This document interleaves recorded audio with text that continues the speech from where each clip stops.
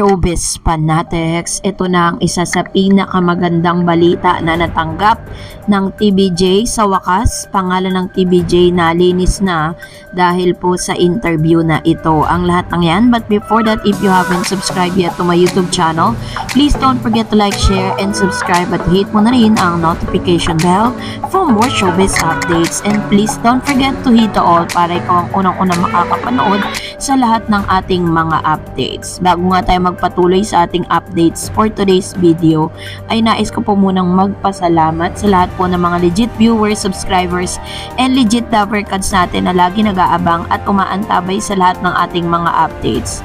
Thank you so much sa inyo pong panonood. And for today's video, ito na nga dahil isa ang TVJ or Tito Vic and Joey sa pinakasikat, most prominent actors and hosts and comedian dito po sa ating bansa, sa Philippine showbiz industry. Noon pa man, talaga nakikitaan na po natin or nakitaan na ng potentials ang TVJ. Kaya nga po mapakarami po nilang mga ginawang mga pelikula at marami din po silang mga talagang mga pelikula na pinag-usapan at kumita ng sobrang lalaki at milyon ng kinita. Syempre po bilang isang artista, hindi po maiiwasan at kahit po sa kasalukuyan ay ginagawa po ito ng ilan sa mga starlet, yung tinatawag na mga artista na hindi pa kilala. So, isa sa mga stratehiyang ginagawa po nila is ginagamit nila yung mga sikat para makilala sila. So, this time, ito nga, dahil isang interview, na ginanap ni Mr. Julius Babaw, kung saan nakilala niya at nakausap niya po ang isa si Miss Coca Nicolas, isa sa mga soft drinks beauties noong 1980s, kung saan dito niya po ay binanggit at hindi po nakalimot si Mr. Julius Babaw na tanungin ang isa sa mga controversial issue. Kasi kahit po ngayon 2023, last May 31st, 2023, nagte-trending pa rin si Pepsi Paloma dahil yung pangalang ito ay laging binabanggit or lagi pong ini-incorporate ang pangalan ng TVJ, kung saan sila po ang pinagbibintangan na gumawa ng hindi kagandahan dito po kay Miss Pepsi Paloma. Kaya ito po ay na-trigger para siya ay alam nyo na kung ano po yung ginawa niya sa kanyang sarili. So panoorin natin itong short video clip na ito bilang pagpapatunay na talagang walang kinalaman ng TVJ. Totoo ba yung sa inyo ni Tito Vic and Joey? Alin? Yung ha? Hindi alam mo naman si Tito Ray, sabi, yung manager po namin si Ray de la Cruz. Parang hindi ka naman na dyan kay Tito. Sabi niya, lahat gagawin niyan para lang sumikat tayo, sabi niya. Kaya yun po talaga, ako mismo, ako ang magpo-proof niya na hindi totoo po yun. Understand this, ito po yung kanyang story. Pumanaw si Pepsi Delia Smith sa tunay na buhay sa edad na 18 or 18 years old siya noong May 31st, 1985. Isinilang si Pepsi noong July 17, 1966. Hindi nakilala sa kasalukuyang henerasyon si Pepsi. Kaya nakakapagtakang hanggang mga oras na ito popular pa rin siya sa Facebook. Mahigit 100 or 100 million views sa TikTok video tungkol sa kanya, kabilang na mga fake news videos na patuloy na lamang na marami ang interesado sa kwento. Sabi ng ilan na ang buhay ni Pepsi Paloma ay binabalot ng misteryo, puno ng misteryo. Noong June 21, 1982, naging controversial at headline ng halos lahat ng mga dyaryo at pinagpipiestahan ng gusto ng publiko ang akusasyon ni Pepsi laban sa Eat Bulaga host na sina Tito Vic and Joey at Vic Soto, Joey De Leon at Richie De Horsey.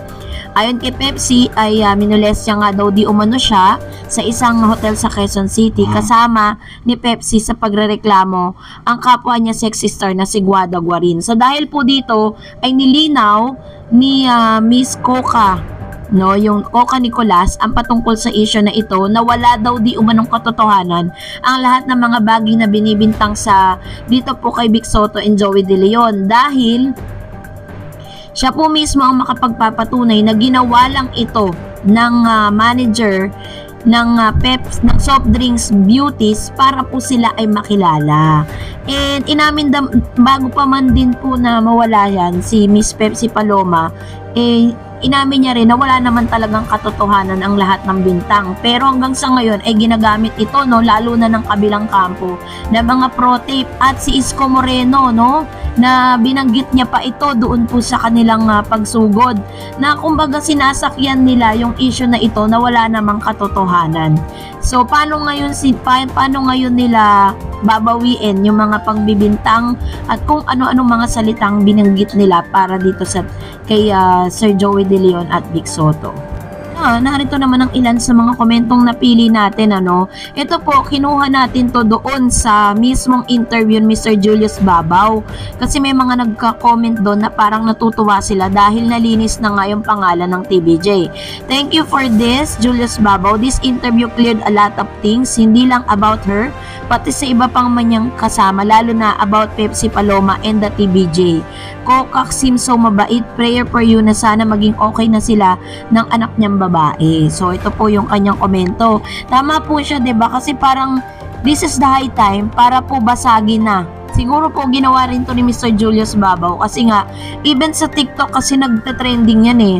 And alam naman natin kung sino yung mga may kagagawa ng mga balita na yan at hanggang ngayon sinasariwa pa rin nila at dinudugtong pa rin nila ang pangalan ng TBJ o ng tit ni Mr. Joey De Leon and Vic Soto patungkol sa issue na ito, which is wala naman talaga silang kinalaman, no? Maraming beses na po yan na napatunayan na wala nga siyang katotohanan. And of course, sabi pa ni Rico Palo, ito ang ganda ng walang retoke, kahit may edad na, kita pa din ang totoong ganda. This interview na bigyan ng linaw ang issue sa TBJ at kay Pepsi Paloma.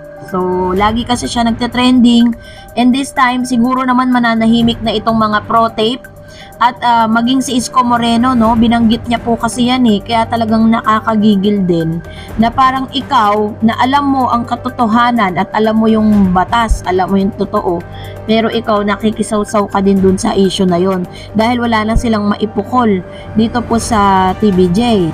And of course, another comments coming from Miss Jocelyn Lopez. Ang ganda ng interview na to, very inspiring. And dito rin natuldo ka ng issue about TBJ and Pepsi after so many years. Maraming aral ang makukuha sa interview na ito. Good job! Yun. So ito po yung kanyang komento patungkol sa issue. Pero yun nga sabi nga ni Miss Coca dito, kung gusto nyo po mapanood yung full interview niya, punta lang po kayo channel po ni Mr. Julius Babaw and Tintin Versola. Makikita nyo na po nakahilera na po yun doon. Para po at least kayo po mismo ang makakita at makadiscover kung ano po yung mga statement dito ni Miss Coca-Cola Nicolas. Ano. So kayo po, ano po ang inyong masasabi patungkol dito? Comment down below. And kung hindi pa po kayo nakapag-like, share, subscribe, please don't forget to like, share, and subscribe. And please don't forget to follow my Facebook page, Dar Eds TV. God bless everyone!